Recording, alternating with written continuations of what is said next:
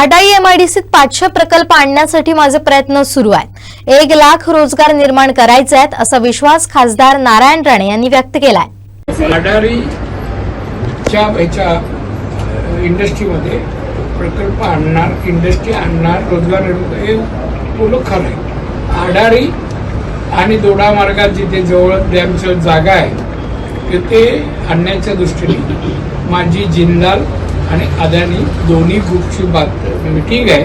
Meeting झाल्यानंतर त्यातला कोण लावणारा इथे इंडस्ट्री मला 500 तरी कारखाने आणणारा उद्योजक पाहिजे।